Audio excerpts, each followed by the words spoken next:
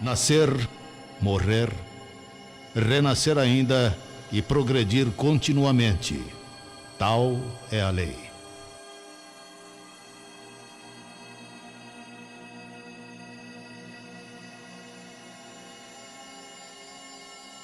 Boa noite a todos, que a paz de Jesus nos abençoe. Desde já, muito obrigado pela presença de todos. Temos hoje o prazer da companhia do nosso irmão Nelson Custódio, que apresentará depois as atividades da noite no canal A Voz do Espiritismo. Claro que tem uma edição, né? Depois vai ficar parecendo William Bonner, vai ter mais cabelo, tal, a voz fica melhor com a edição, mas aqui ao vivo é assim mesmo. Então a todos novamente sejam bem-vindos, que Deus nos abençoe, que todos nós possamos recebermos o que nós viemos buscar nesta noite. Lembrando que quando adentramos a casa espírita, todos nós já estamos recebendo, já estamos em tratamento. Os nossos benfeitores espirituais realizaram toda uma tarefa para nos acompanhar, em conjunto com os benfeitores da casa, para que pudéssemos receber as boas energias desta noite. Então, aproveitemos esses momentos. Temos também os nossos recadinhos, claro, né? Então, quinta-feira, a partir das 19h30, das 19h30 às 21h, nós temos as nossas aulas de violão. Então, quem gosta de música, quem quiser acompanhar, quem quiser aprender, compareça, vale muito a pena. E no Vasco é gratuito, aproveita. A aula bem bacana, as atividades aqui do centro. E quem vier participar, graças a Deus, poderemos compartilhar esses momentos juntos, pretendo participar também. Então, quinta-feira, a partir das 7h30, curso gratuito de violão. Dia 29 de setembro, sábado agora, nós teremos o nosso baile da primavera, né? Que vai acontecer no Rotary, ali no Rotary da Avenida Saudade. Então, nós ainda temos convites à venda. Quem tiver interesse, por gentileza, procura no final da atividade a Marlene ou a Kátia ali na secretaria, que nós ainda temos convites à venda para o baile, que é nesse sábado agora. E no dia 20 de outubro, no mês que vem, nós temos a feijoada vegetariana. Então, os convites estão à venda aqui na casa também, né? O valor é R$40 e serve 2 pessoas. Então, compartilhem, divulguem, participem e aproveitem também para experimentar um prato diferenciado, a nossa feijoada vegetariana, em prol das atividades da casa também.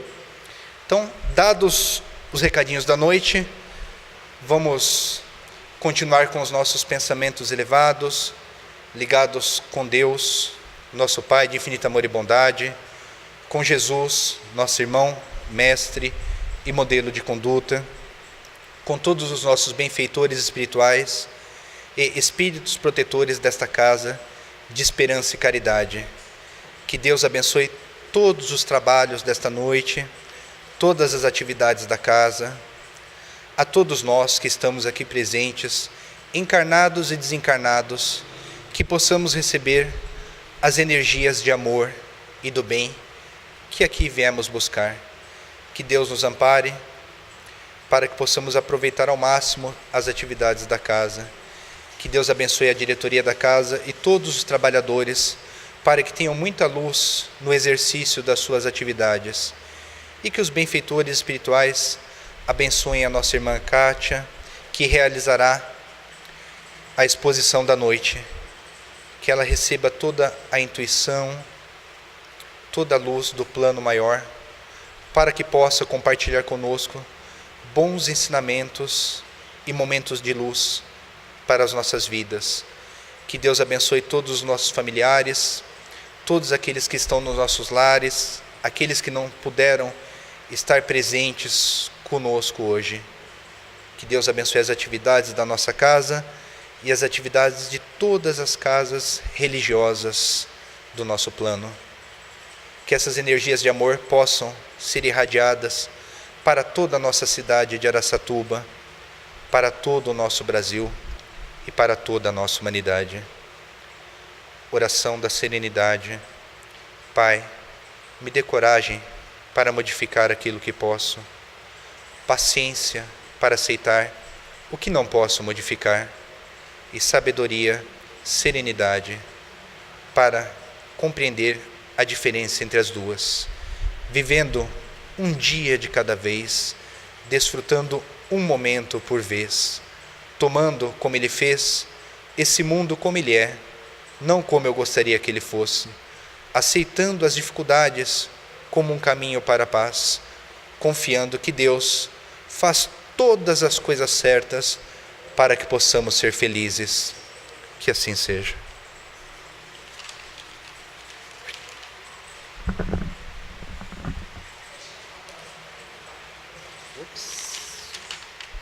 Vai voar. Deus abençoe. Obrigado.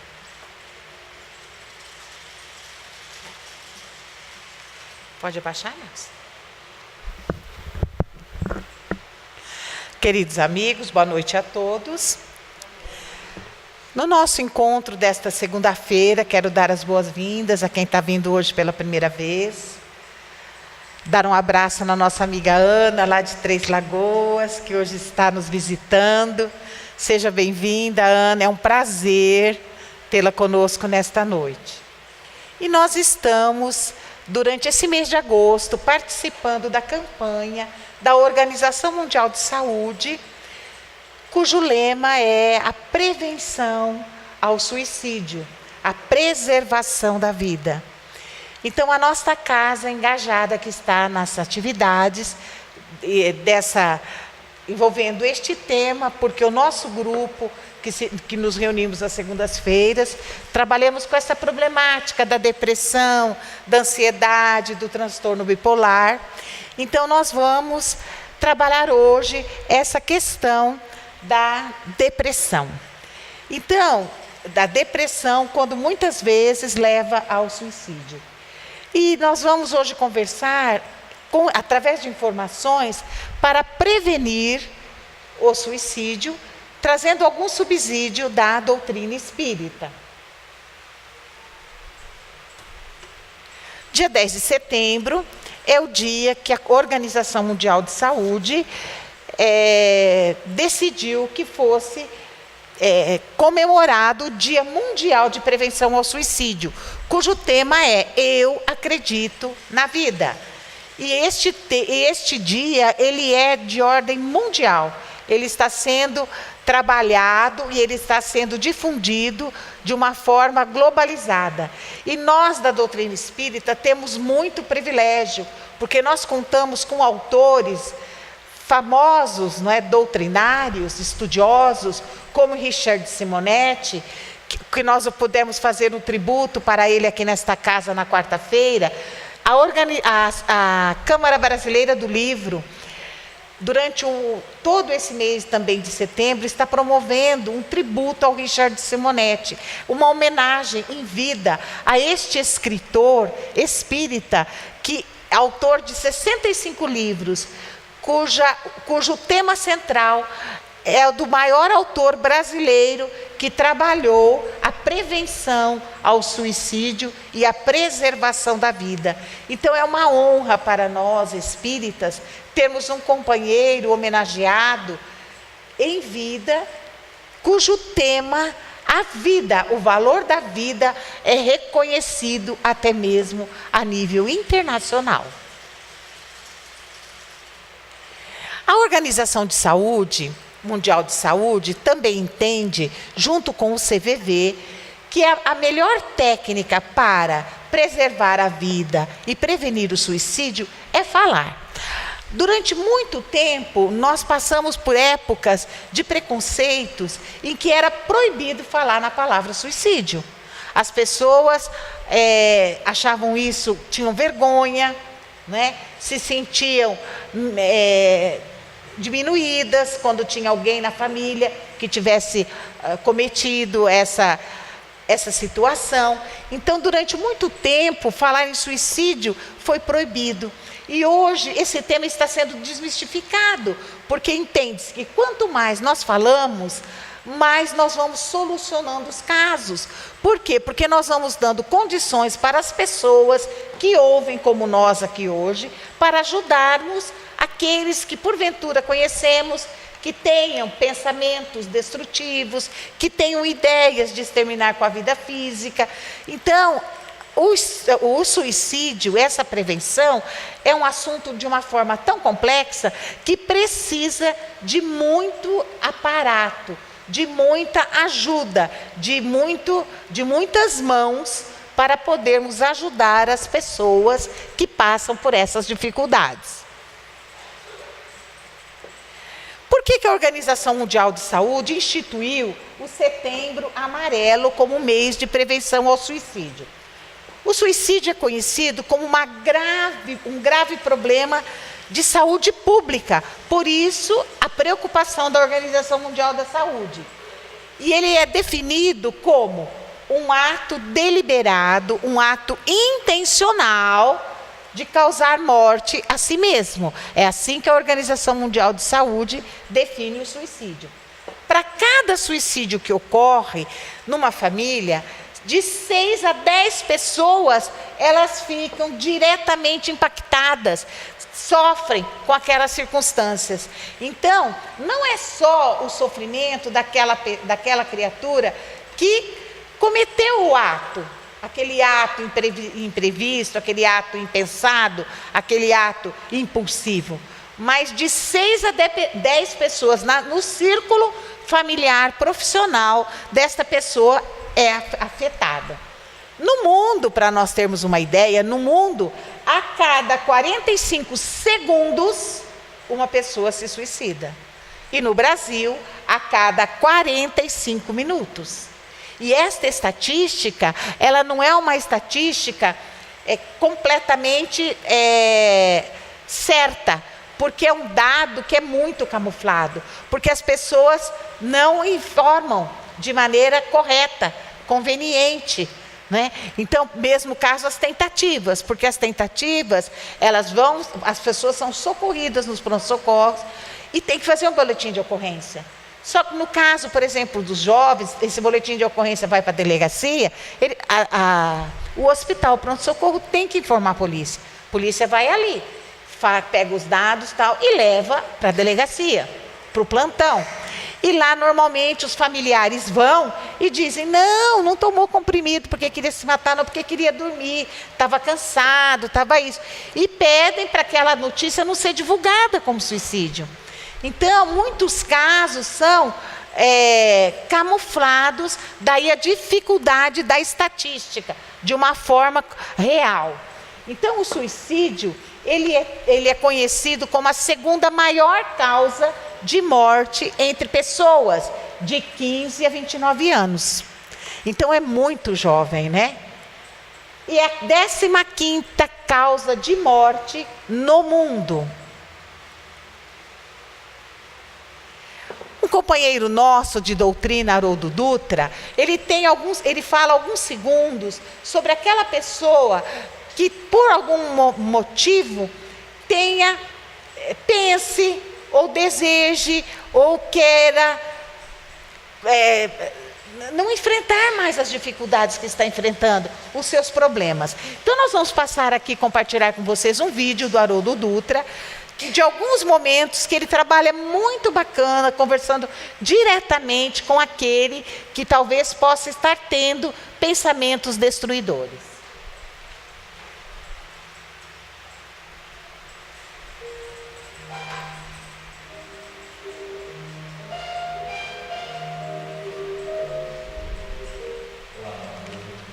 Tá dando para ouvir?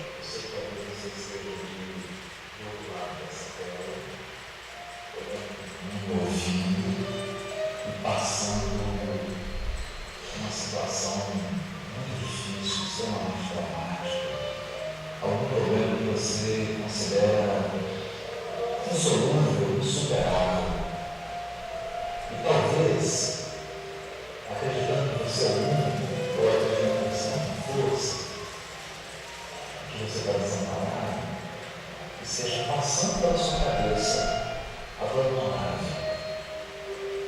sair da luta pela porta do suicídio. Eu só gostaria de dizer duas coisas. A primeira delas, você não vai morrer. Você pode destruir seu corpo, mas não sua vida. Você vai continuar vivo. Isso significa um estímulo para que você fique. Porque o que tem que passar não é a vida que você está levando. É o problema que você está vivendo. Ele vai passar. Ele vai passar. Segundo, você não está sozinho. Nós estamos numa jornada. Você e eu. O problema que você está vivendo, eu posso estar vivendo também. Ou eu posso estar vivendo. É por isso que a gente está junto. Porque milhares de pessoas vivendo o mesmo problema que você está vivendo. Você já pensou em olhar para lá? Porque talvez isso seja só para você. Já pensou em olhar para lá? Nós estamos juntos. Essa não é uma caminhada individual. Essa é uma peregrinação coletiva. Nós estamos todos no mesmo barco. Olha para o lado. Ouça. Procure ajuda. Procure ouvir alguém. Depois de ouvir alguém que já passou pelo problema que você está passando, você vai ver a força que você vai ter.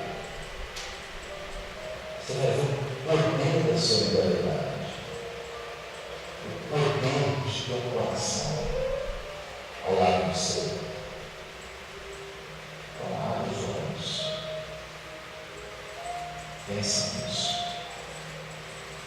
Não abandone a caminhada. Tem certas coisas que a gente aceita e segue a gente. Tem outras que a gente cuida.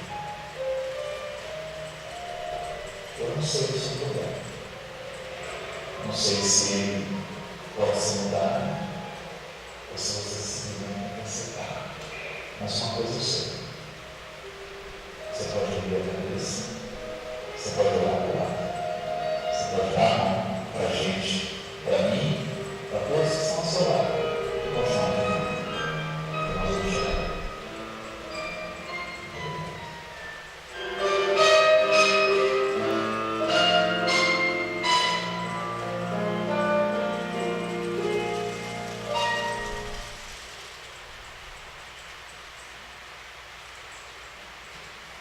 Então, é para isso que nós estamos aqui hoje, dizendo para que vocês possam difundir esse pensamento, que as pessoas não estão sozinhas, que as instituições, as casas espíritas, esta casa está aqui para ajudar, para amparar, para cuidar, para ouvir, junto com o CVV. Porque o CVV é a instituição muito conhecida e que ela divide com a pessoa, ela escuta, ela fica à disposição 24 horas por dia. Fora isso, olha, e hoje o número do CVV é 188, né? Peraí. Então, a prevenção do suicídio é uma tarefa de muitas mãos.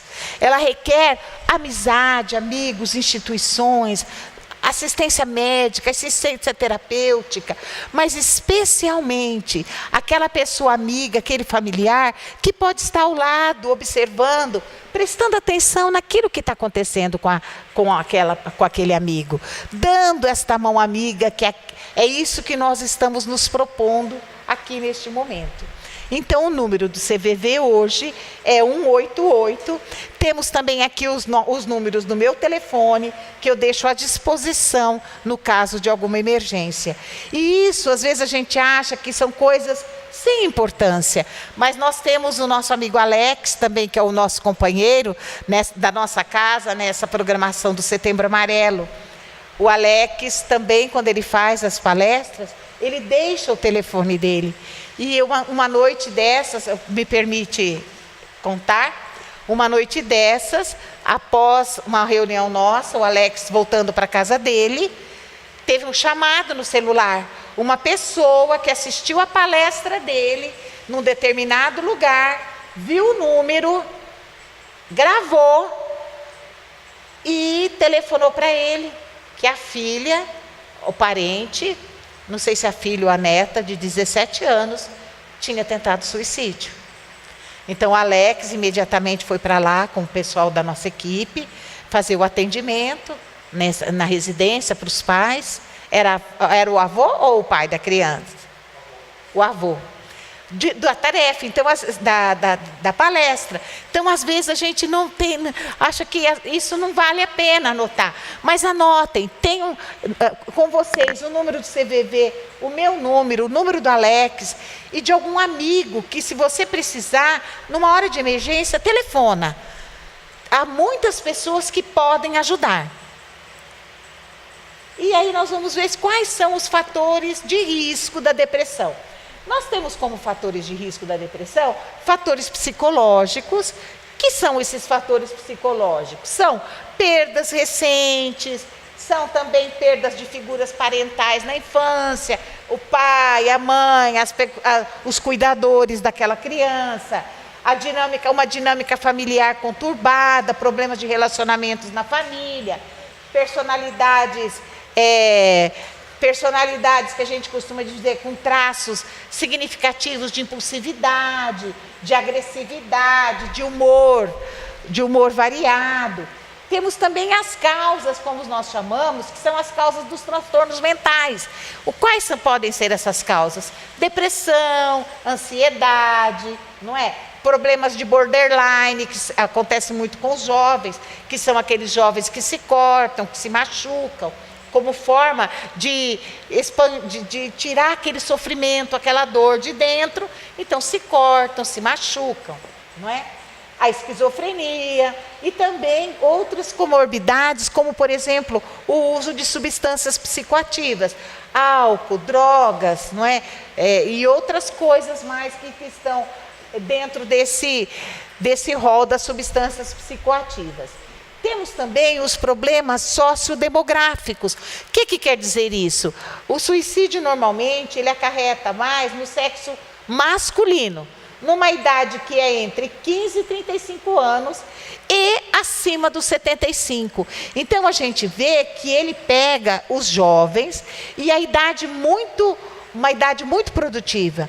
E depois na velhice, que é quando a pessoa acha que ela não tem mais utilidade para nada, ou que se aposenta, não tem nenhum trabalho, ou que ela é esquecida muitas vezes pelos familiares. Então, são situações de polaridades bastante importantes na adolescência, na juventude e também na velhice. E tem as condições que podem também, incapacitantes, que podem levar a pessoa ao suicídio. O que seria isso? Doenças orgânicas incapacitantes, uma pessoa muito ativa, de repente tem uma doença que às vezes não tem cura, que ela fica dependendo dos outros, não é? Isso desanima muito a pessoa. As questões de dores crônicas, lesões desfigurantes perenes. Então, são circunstâncias, como nós chamamos, que são alguns fatores de risco para o suicídio.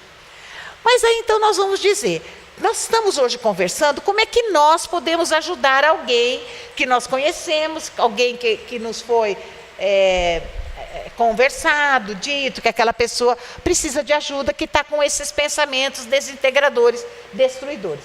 O que eu posso fazer por essa pessoa? Eu posso ajudá-la, acompanhá-la em algumas atividades. Por exemplo, ajudá-la a sair um pouco mais de casa, porque geralmente essas pessoas já não têm mais sentido na vida. Elas não querem mais sair, passear, elas não têm mais vontade, alegria. Então, se nós pudermos entusiasmá-la, motivá-la a sair um pouco de casa, para quê? Para fazer uma caminhada, para andar um pouquinho, às vezes, de bicicleta, convidar e acompanhar na prática de um esporte, numa caminhada, numa natação, fazer algum tipo de esporte que ela goste, ir a um parque, a um lugar favorito.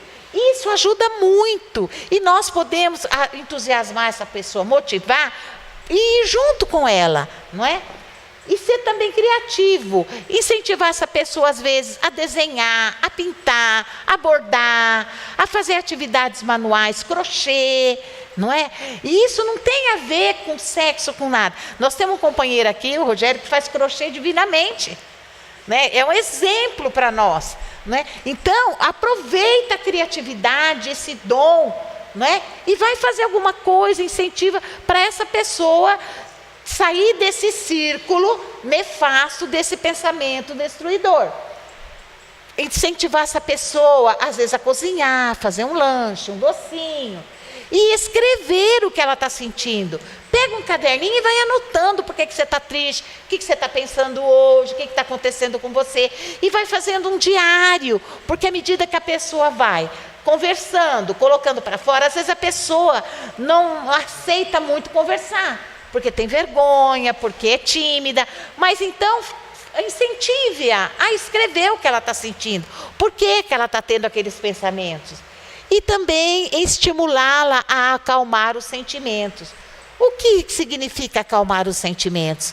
Incentivar essa pessoa a tomar um banho relaxante, a entrar em contato com a natureza, visitar um lugar que tenha árvores, um parque. Aqui em Araçatuba nós temos o nosso bosque, que tem tantas árvores. Tem aqui perto, na Fazenda do Estado, um parque tão bonito ali, né? Cheio de árvores também, que dá para fazer piqueniques, né? Nós temos o nosso rio Tietê. Então temos muitos ambientes junto à natureza que podem favorecer a pessoa a acalmar os sentidos.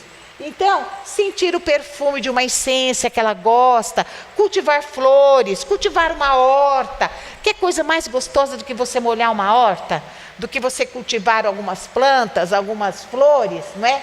Ouvir músicas, as músicas serenas, nós temos visto em todas as nossas reuniões, a maioria das nossas reuniões, quando nós temos os convidados, a gente sempre faz uma harmonização com a música. A música é altamente terapêutica e curativa. E nós temos as nossas aulas de violão. Incentiva essa pessoa, é gratuito, vem quinta-feira no centro com a pessoa. Começa, ela não quer tocar, vem, canta.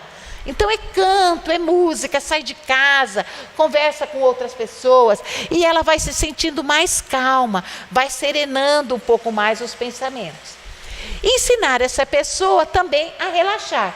Como? A entrar em contato com essa natureza. O que é esse relaxamento? É a meditação, é a respiração, é olhar o céu, as nuvens, as estrelas, não é? Ler um livro, uma revista, poesias, incentivar essa pessoa a dormir, a cochilar um pouquinho, porque às vezes tem dificuldades para dormir à noite, né? Tem insônias, então fazer esse tipo de trabalho com essa pessoa, né? Junto, acompanhando, incentivando, porque o suicídio ele nunca acontece de uma forma imprevista. E a pessoa sempre vai trazendo sinais de alerta. Quais são os sinais de alerta? São frases que a pessoa vai proferindo no seu dia a dia, no seu contato com as outras. Por exemplo, eu não sirvo para nada. Para mim, era muito mais útil se eu tivesse morto. Era muito melhor se eu tivesse morto. Eu preferia estar morto, né? Ou então, eu não posso fazer nada, eu não consigo fazer nada, eu não dou conta de nada. Eu não tenho força, eu não consigo. Eu não aguento mais essa situação. Está no meu limite, eu não aguento mais esse relacionamento, eu não aguento mais o meu trabalho. Está no meu limite, né? Eu sou um perdedor, eu sou um peso para os outros. Isso acontece muito com a fase idosa, quando a pessoa acha que já não tem mais serventia, utilidade para nada. E ela é um peso para outra pessoa, né? Para os familiares, normalmente. Então, eu sou um perdedor, eu sou um peso para os outros, eu não sirvo para mais nada. Os outros vão ser mais felizes sem eu, né? Eu só atrapalho. Então, eu tenho que deixar as outras pessoas serem felizes, cuidar da vida dela. Então, eu vou resolver o meu problema, né? É preferível, então, eu me ausentar. Então, são frases que nós temos que ficar alerta. né? Nós temos que ficar alerta, porque primeiro a pessoa vai desanimando, desgostando, né, das coisas, vai se ausentando. Um dos primeiros sintomas que a gente costuma dizer é quando a pessoa gosta muito de uma coisa e para de fazer. E aí daquilo vai encarreando outras coisas. E a pessoa vai ficando cada vez mais sozinha, mais isolada. E se começar com essas frases, nós temos que prestar bastante atenção, porque é o momento que nós temos para ajudar. Então, o primeiro dos direitos naturais do homem é de viver. O nosso primeiro direito é o de viver. Mas o primeiro dever é defender esse direito. O nosso direito inalienável é a vida, mas o nosso dever é defender essa vida. Então, o nosso processo evolutivo impõe uma experiência reencarnatória, impõe uma programação reencarnatória para cada um de nós. E nessa programação reencarnatória, ninguém forçou nada, nós é que escolhemos o que nós desejávamos passar por essa vida. Então, como diz a nossa amiga Daniela, está difícil, mas vai passar. Vai passar. O que eu tenho que aprender com isso? Com esta dor, com esse sofrimento? Vou desistir, vou desanimar? Não adianta. Por quê? Porque se eu desanimar agora, desistir e encerrar com a minha vida física agora, no plano espiritual meu problema vai continuar o mesmo. Né? Então eu tenho que aproveitar a minha reencarnação, a minha programação reencarnatória e dar conta daquilo que eu vim fazer aqui. Porque eu assimilei virtudes, não é? Apesar de ser imperfeito, mas eu tenho muitas virtudes e as dificuldades vêm para me ajudar a evoluir. As dificuldades são possibilidades de evolução.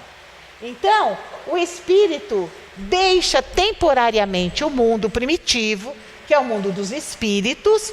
Nós estamos lá no mundo primitivo, no mundo dos espíritos. Nós deixamos momentaneamente esse mundo primitivo e vamos então encarnar aqui na Terra para uma experiência, um estágio. Nós vamos fazer um estágio aqui nessa vida atual. E para isso nós temos uma programação que nós mesmos escolhemos, nós mesmos definimos, conforme planejamento para o nosso próprio benefício. Então, estamos todos aqui em estágio, não é?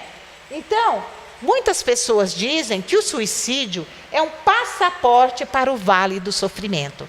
E, hoje em dia, as pessoas, a doutrina espírita, principalmente, desmistifica muito que o suicídio é o passaporte para o vale do sofrimento. Então, alguns autores falam do vale dos suicidas, que é um vale onde tem trevas, ranger de dentes, sofrimento, angústias, atrocidades. Não, isso é um equívoco, porque o vale dos suicidas é um lugar de acolhimento, é um pronto-socorro, é um lugar onde os suicidas são atendidos, justamente para protegê-los das perseguições dos outros espíritos. E eles são atendidos ali naquele vale, naquele lugar. Aí a pessoa fala, mas como tem autor espiritual que fala que tem isso, que é um lugar cheio de dor, de angústia? É porque os espíritos vibram naquela sintonia. E vibrando naquela sintonia é aquela vibração que tem ali naquele lugar, não é? Mas à medida que ali eles estão sendo socorridos, até o momento que cada um deles por si adquirir a consciência, né, da necessidade da evolução, e eles são encaminhados para outros locais de melhor evolução, de melhor na escala, né? Então, nas mortes por suicídio, a primeira coisa que acontece quando o espírito se entrega o seu corpo aqui e que está lá no plano espiritual é da surpresa, do desapontamento. Porque o suicida, ele não quer morrer, ele não quer se matar, ele quer acabar com aquele sofrimento, com aquela angústia, com aquele vazio, com aquele peso, né? Mas daí ele acaba com a sua vida material, com este corpo, pelo qual é o instrumento do desenvolvimento do seu processo reencarnatório. E aí o que acontece? Quando chega no plano espiritual, que ele se vê fora daquele corpo físico, ele fica surpreso. Por quê? Porque a problemática, a dificuldade está toda lá. E ele não entende, porque eu queria me livrar dessa dor, desse sofrimento. Eu estou aqui e não me livrei de nada.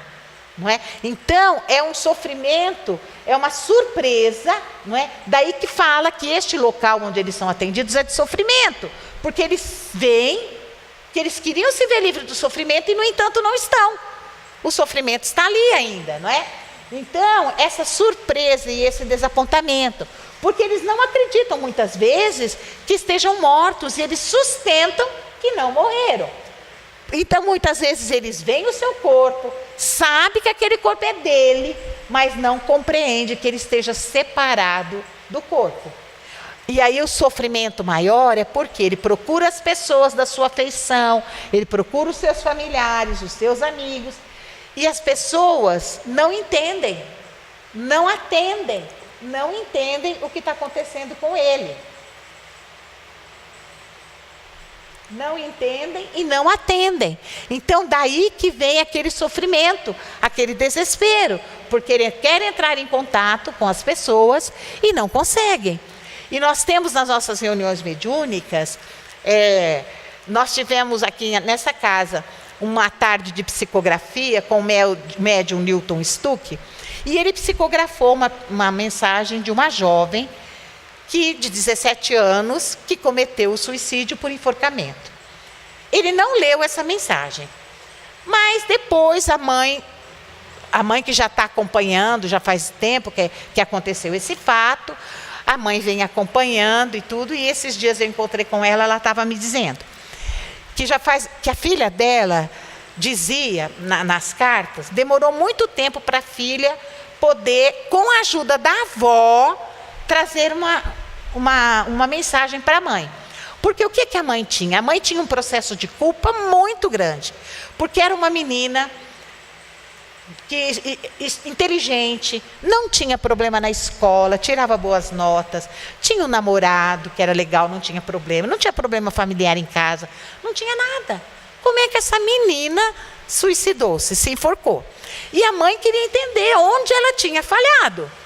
E diz essa menina nas cartas que durante muito tempo ela sofria, porque ela sentia o sufoco daquela corda apertando o pescoço dela, durante muito tempo, até que depois dela orar muito, pedir, suplicar, vieram e ajudaram a tirar, a socorrê-la e a tirar a corda do pescoço dela. Isso tudo no plano espiritual, ela relatando. E que ela estava ali naquele momento, junto com a avó, porque ela tinha muita preocupação com a mãe, que ela queria dizer para a mãe que a mãe não tinha culpa de nada, nem a mãe, nem a família, nem o namorado. E que agora ela estava bem, e que os perseguidores dela também estavam em tratamento. Então, o que tinha acontecido com essa menina? Ela sofreu processos de obsessão, aqueles espíritos vingativos de outras vidas, de outras circunstâncias, que diz ela que durante outras vidas ela perseguiu-os, matou-os também, e eles juraram vingança, e durante muito tempo perseguiam-na. Quando a encontraram, começaram então a influenciá-la com o pensamento. Essa vida não é boa, até que ela cometeu o suicídio. Mas dizia ela que os agressores dela também já estavam em tratamento. E que ela também estava em tratamento, que a mãe dela ficasse tranquila, se acalmasse, que a mãe não tinha culpa nenhuma. Então, o que a gente vê? Principalmente essa fase do suicídio, que acomete pessoas de 15 a 29 anos. Nós temos uma glândula que fica bem lá no meio da cabeça, que é chamada glândula pineal. Esta glândula, do 0 até os 14, 13 anos, ela está adormecida. Só que por volta dos 14 anos, ela começa a funcionar.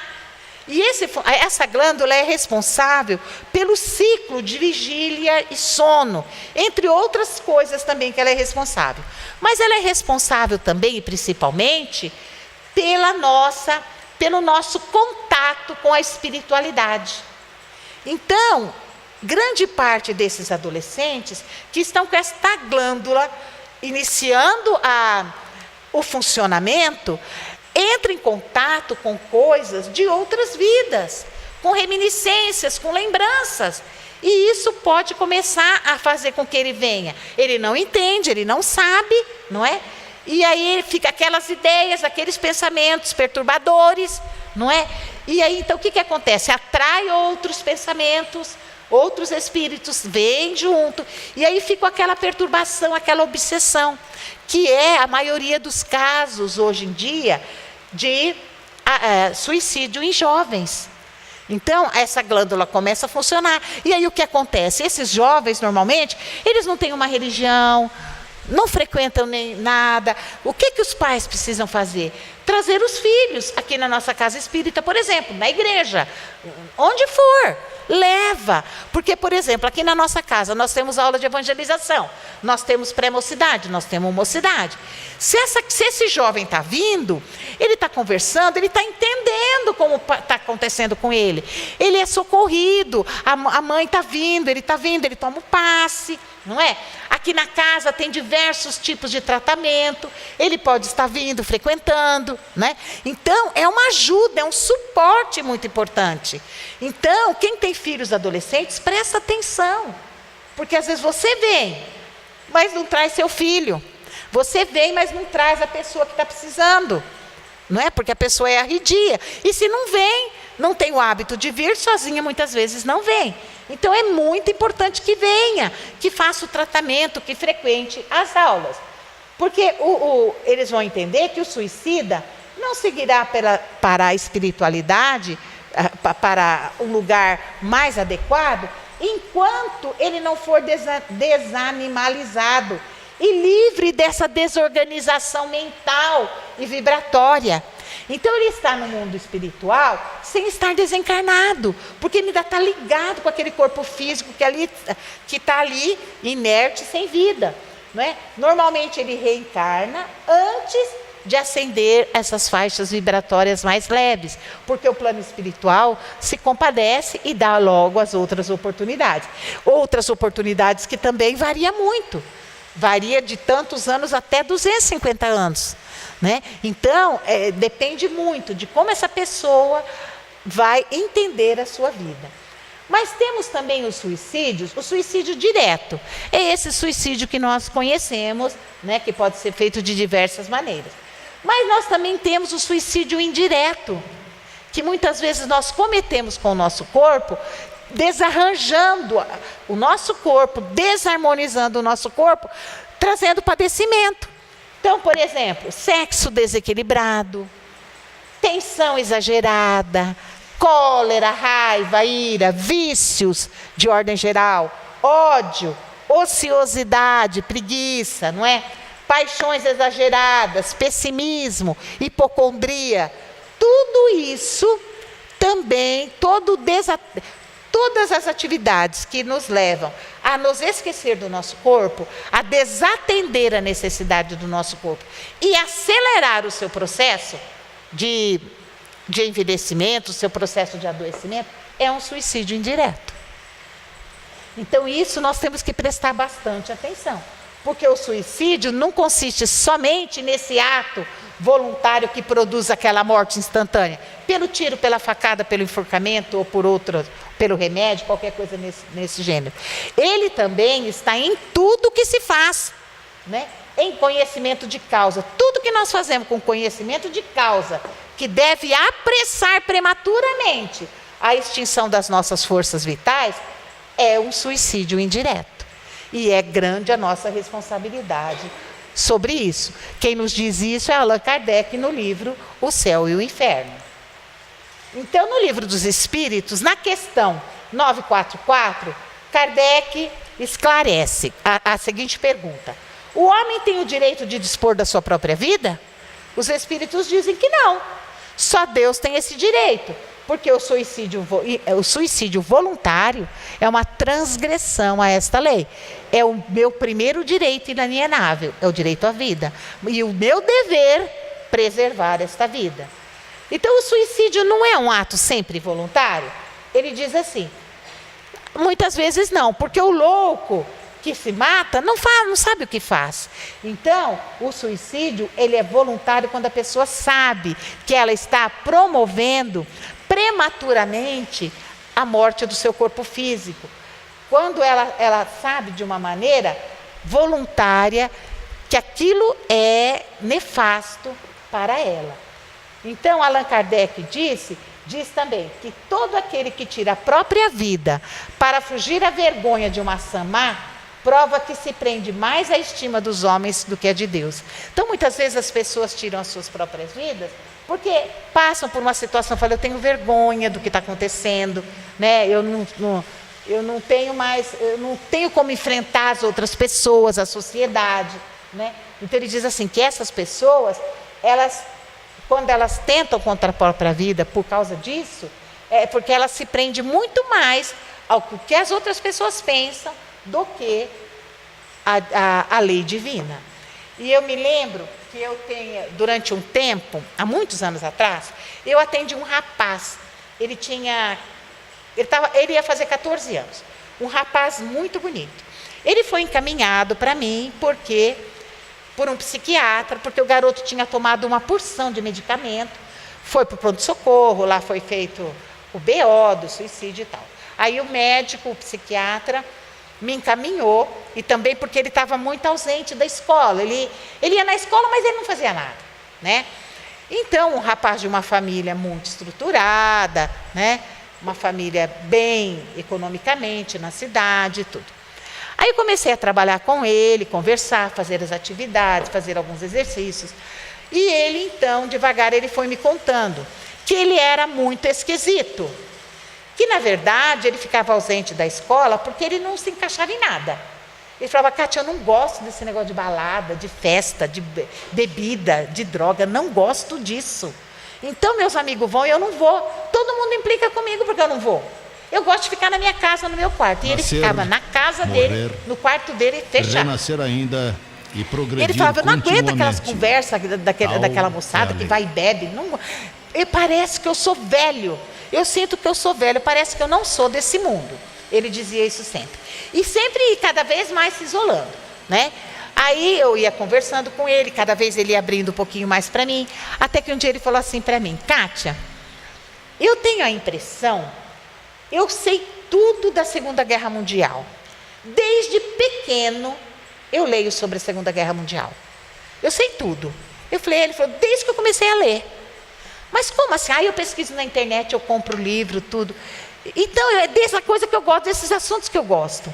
Pearl Harbor, aí ele contou, sabe? Aí eu fui pesquisar, tudo certinho o que ele estava contando, ele pesquisava mesmo, ele sabia. Aí ele falou assim para mim, e eu sonho sempre que eu era um general alemão. E nesse sonho eu matava um monte de gente. Eu matava um monte de gente. E isso eu acordo no outro dia, mas muito mal. Muito mal. E eu já tive esse sonho várias vezes, ele me falava. Aí um dia estava um calor danado. Ele chegou com uma blusa de moletom. Eu falei para ele, nossa, mas você não está com calor? Isso era 3 horas da tarde, você não está com calor? Ah não, porque lá na minha escola, eles ligam o ar torando, ele falou para mim. Então, quem tem frio tem que levar a blusa, porque ninguém desliga, o lugar condicionado é no máximo. Então, eu tenho que levar a blusa. Eu falei, tá bom, mas isso, que horas você saiu da escola? 1 hora, agora são 3 horas. Você ainda está com essa blusa? Ele falou, mas o carro da minha mãe também está calor. Ligou o ar no máximo. Eu falei, tá bom, mas agora aqui, vão tirar essa blusa. Que eu segurei na mão dele, falei, então vamos pelo menos, ele segurava assim, sabe quando puxa a manga e segura assim? Falei, pelo menos libera essa mão, né? Puxei aqui com ele, com bastante carinho, com gentileza. Quando eu puxei, eu vi aquela cicatriz aqui, ó, nos 2 punhos. Aí eu pensei, será que ele está se cortando, né? A questão do borderline. Será que ele está se cortando? Mas aí eu vi que era bem profundo, e não era cortes assim, né, no braço. Eram cortes profundos aqui, reiterados aqui, no mesmo lugar, no punho. Aí eu peguei e falei para ele, nossa, o que aconteceu aqui? Segurei na mão dele, olhei bem no olho dele, eu falei, por que aconteceu isso? O que aconteceu aqui? Por que aconteceu isso? Aí ele falou assim para mim, eu quis me matar. Eu falei, com o quê? Ele falou, com a faca. Eu falei, e o que aconteceu que não deu certo? Ele falou, saiu muito sangue e dói muito, e eu não posso ver sangue. Aí a primeira vez que eu cortei aqui, começou a sair sangue, eu já parei. Que me dá muito, eu fico muito nervoso com sangue. Da outra vez que eu cortei aqui, eu fui mais fundo. Porque aqui eu peguei uma faca de pão. E aqui eu peguei uma faca de churrasco. Aí eu cortei, foi de uma vez. Só que daí saiu muito sangue e eu desmaiei. Eu falei assim, e ninguém te socorreu, ninguém fez curativo? Ele falou, não, ninguém sabe. Eu falei, sua mãe não sabe? Ninguém sabe, ninguém sabe. E ele falou, aquela vez que eu vim aqui, que eu tinha tomado o remédio, não era a primeira vez também não. Eu já tomei remédio outras 2 vezes. Quer dizer, ele já tinha tomado 3 vezes medicação, 2 vezes ele tinha se cortado. Aí ele falava assim para mim, e eu penso assim, que eu não quero ser médico, dentista, nada disso. Meu pai quer que eu seja médico, eu não quero. Ele estava no colegial. Ele falou, eu não quero, eu quero fazer o exército. Eu quero fazer o exército. Eu quero fazer o exército. Aí eu falei para ele, mas por que então, se você tem essa expectativa que você quer fazer uma escola, né, de cadetes, de exército, essas coisas de formação, por que você fica tentando fazer isso? Porque uma hora dá certo, falei para ele. Você tenta tanto que uma hora dá certo. Ele falou, olha, Cátia, meu pai tem um revólver, uma arma que ele esconde. Ninguém sabe onde está a arma, eu sei. Eu pego a arma, eu limpo, eu ajeito tudo. Já tentei dar tiro no ouvido, já tentei dar tiro na boca, não tive coragem. Porque eu não posso ver sangue. Aí eu penso, se eu der um tiro na boca, eu já morro, não vejo sangue. Se eu der um tiro no ouvido, na cabeça, também eu morro, não vejo sangue. Porque eu não posso ver sangue, eu não posso desmaiar. Aí eu peguei e falei assim para ele, mas ninguém sabe que você sabe dessa arma? Ele falou, não. E você pega sempre? Ele falou, pego. Toda semana eu pego. Eu limpo, pego, experimento, tudo. Até o dia que eu vou ter coragem. Aí eu falei para ele, só que tem uma coisa. Isso que você está me contando, você vai decidir por 3 situações. Ou você vai contar isso para o seu pai, ou nós 2 vamos contar isso para o seu pai e sua mãe, ou eu vou contar isso para o seu pai e para sua mãe. Mas que seu pai e sua mãe vão saber disso essa semana, vão. Porque esses pais precisavam acompanhar essa pessoa, que não tinha religião nenhuma, que não ia em lugar nenhum, preocupado só com as coisas materiais, com o estudo, com as coisas do dia a dia. E não se preocupavam com essa questão desse vazio, né? dessa falta de significado que ele tinha pela vida. Aí eu chamei os pais, fui conversar com os pais falaram, que o pai falou, eu falei para o pai que ele tinha uma arma, e que eu gostaria que ele desse fim naquela arma, tirasse aquela arma da casa dele. Contei das outras vezes que ele tinha tentado, porque ele falou para mim, eu não tenho coragem de falar para minha mãe, e eu não, para minha mãe e para meu pai, e eu também não vou ficar junto. Então você fala. Eu falei, então eu vou falar. Aí ele me autorizou, eu falei, se ele não autorizasse, eu ia falar do mesmo jeito. Aí eu conversei com os pais, expliquei das outras vezes, a mãe ficou muito assustada, porque ela não podia, ela disse, eu não, eles vão crescendo, Cátia, a gente não controla mais, eles escondem, você não vê mais tomar banho, você não controla mais, ele faz muito tempo que ele está andando com essa roupa de frio, e eu não estou sabendo o que é, a gente não presta mais atenção, né? Se é uma criança pequena, você fica em cima, mas o adolescente você não fica mais. Aí eu falei para o pai dele, outra coisa, ele está correndo um sério risco dentro da sua casa agora por causa da sua arma. O pai dele falou, eu não tenho arma. Eu falei, tem sim. Ele falou, não tem. A mulher, tenho arma? A mulher dele falou, não, na minha casa não tem arma. Eu falei, tem. Sabe por que tem? Porque eu sei que tem. Ele falou, não tem. Eu falei, tem. E você quer que eu fale onde está guardada a sua arma? Ele falou, onde? Eu falei. Porque ele me falou. O pai arregalou um olho desse tamanho. A mulher falou, você tem arma em casa? Ele falou, olha, eu tenho essa arma só para uma defesa, eu nem uso, nunca mexo. Eu falei, mas ele mexe, ele pega, ele limpa, ele treina. Aí o pai ficou apavorado, a mãe, falei, você tira essa arma de lá, né? Não fica com essa arma.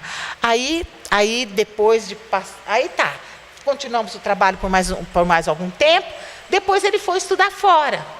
Né? Ele foi estudar fora. E esses dias eu tive uma notícia dele, que ele passou, ele entrou na escola de cadetes, né, no exército, e ele está participando de missões, né, de missões de paz.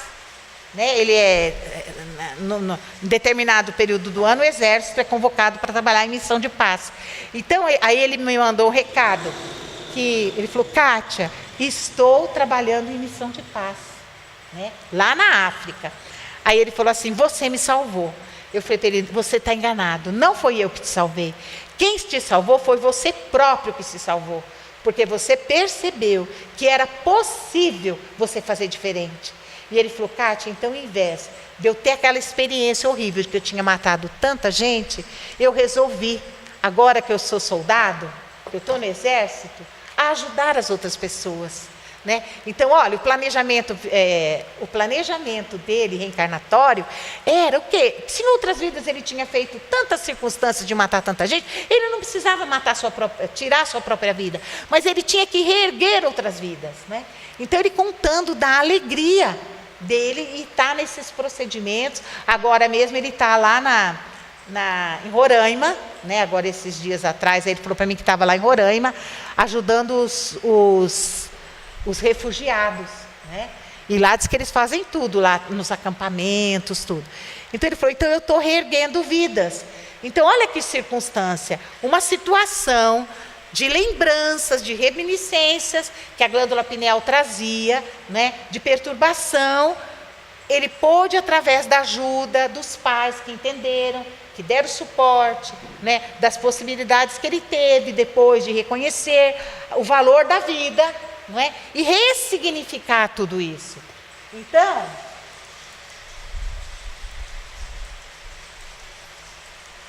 Então nós vamos ver que nada justifica o suicídio. Morrer na hora certa é sempre melhor. Então, quais são os remédios recomendados? Paciência e resignação. Certeza da nossa vida futura e confiança em Deus.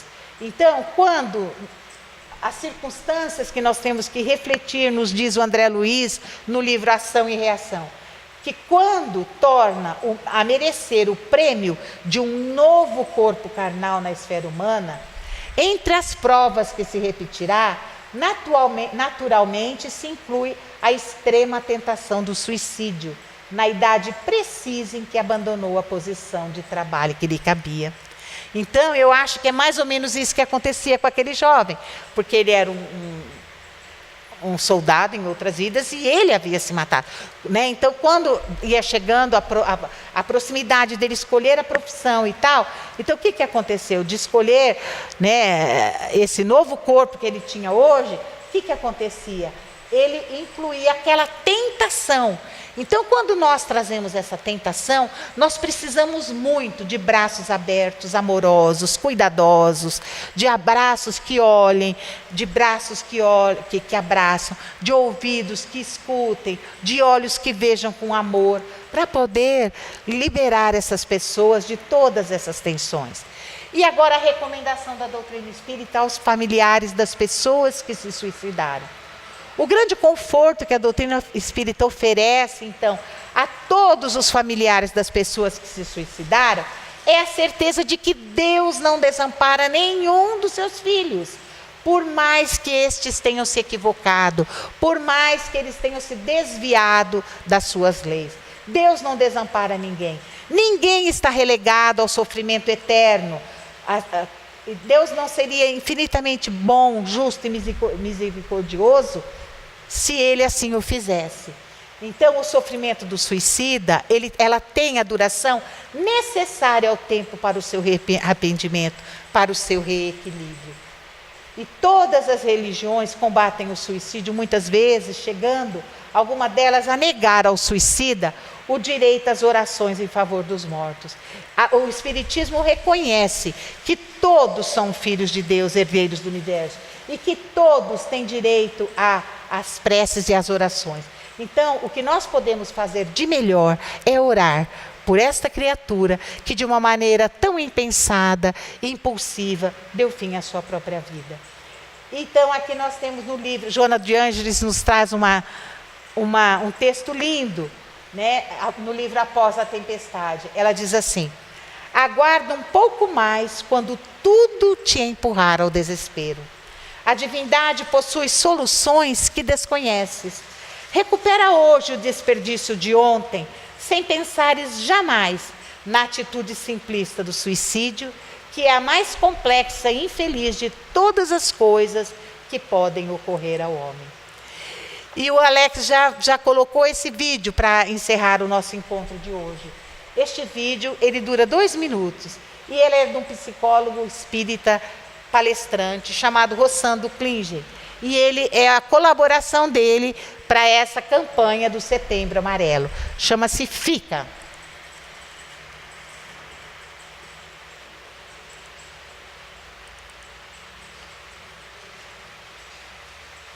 E se seus pais não te amaram como você acha que eles deveriam ter te amado, não desiste da vida. Fica para mostrar como se ama e ser como filho, torna incapaz de ser feliz. Fica para perceber que quando você é pai e mãe, não tem poder mágico que você acha que seus pais têm. Se você amou alguém e foi maltratado, traído ou abandonado, não se preocupe. Não pense que você não merece, não é digno de ser amado ou amada. Então não desiste. Fica. Não deixe mais que o seu coração seja prendendo alguém para o lixo afetivo ou a miséria moral dos outros. Fica.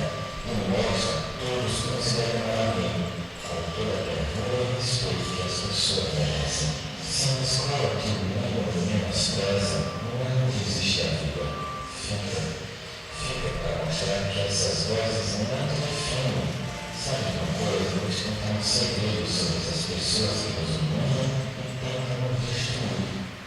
Elas, na verdade, apenas apontam e projetam a nós a profunda dor e angústia que elas têm dentro de elas mesmas. Então fica para mostrar como tratar bem os outros, projetando neles não apenas as nossas sombras, mas sobretudo a nossa luz.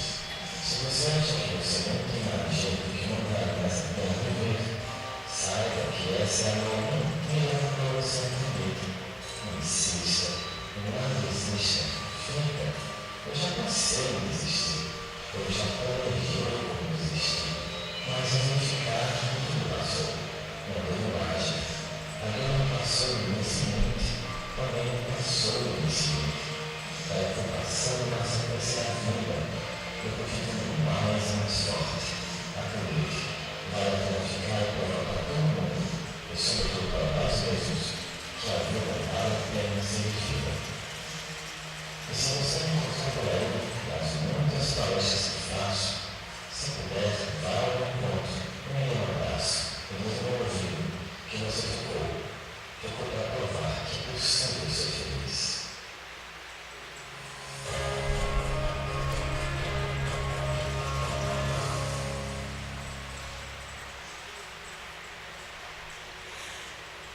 Então eu vou convidar Socorro para fazer a nossa prece de encerramento, agradecendo a presença de todos, dizer que espero todos segunda-feira que vem, novamente, para o nosso encontro.